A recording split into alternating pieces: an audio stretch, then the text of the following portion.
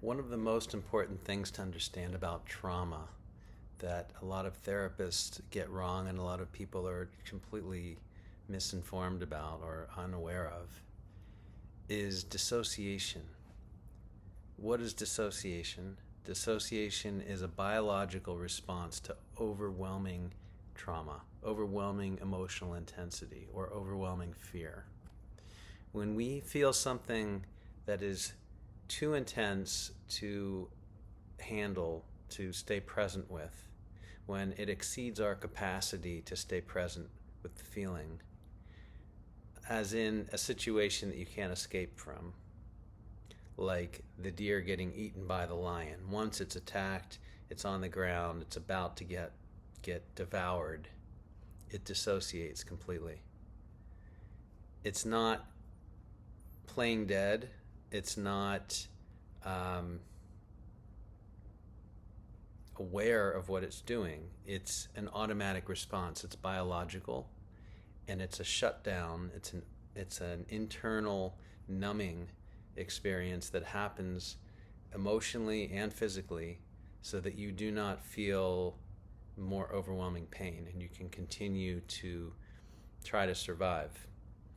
In the case of the animal that's getting attacked, if it's lucky, the lion will get distracted when the deer stops fighting because it's gone limp and it looks dead. So the lion relaxes, looks around, loses interest for a moment, maybe.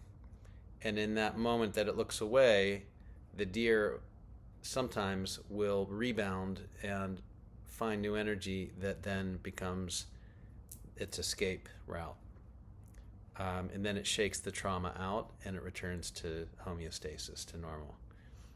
This is something that all mammals have in their biology, including human beings. But we experience it a bit differently sometimes, usually. Because we have a thinking brain, an analytical brain, and when we're going through our own version of dissociation, we simply begin to check out. We get spaced out or numb to our feelings. There's levels of dissociation, so a mild level of dissociation can be almost imperceptible to the average person in themselves or in someone else. You just think this person just seems happy, this person seems peaceful, this person seems detached. They seem like they're just kind of in the zone. They're just going through their day calmly. When really, somebody could be actually dissociated because they've gotten into a chronic state of overwhelm and they are, in a way, closed off from their feelings, at least for a period of time. And it's a chronic state for some people. Severe dissociation happens in the midst of a traumatic experience and can look much more severe, like catatonic or extremely drained and tired, really spaced out, having a sense that things are not real, that you're floating out of your body, these kind of things.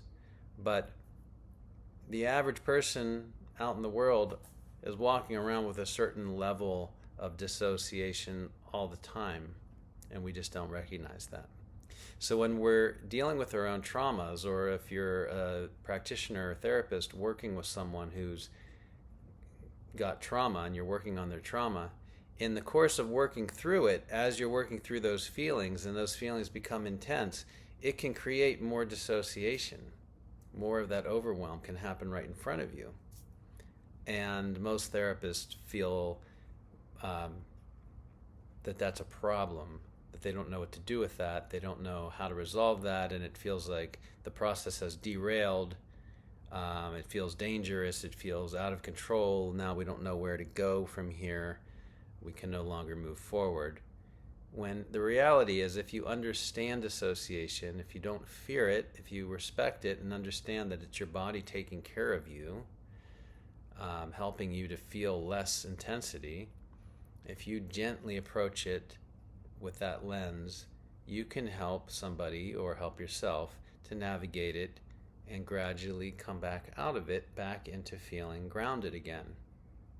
When we're grounded, that's the term we typically use for not dissociated, just rooted, present, aware, conscious, versus checked out, zoned out, spaced out, shut down, dissociated.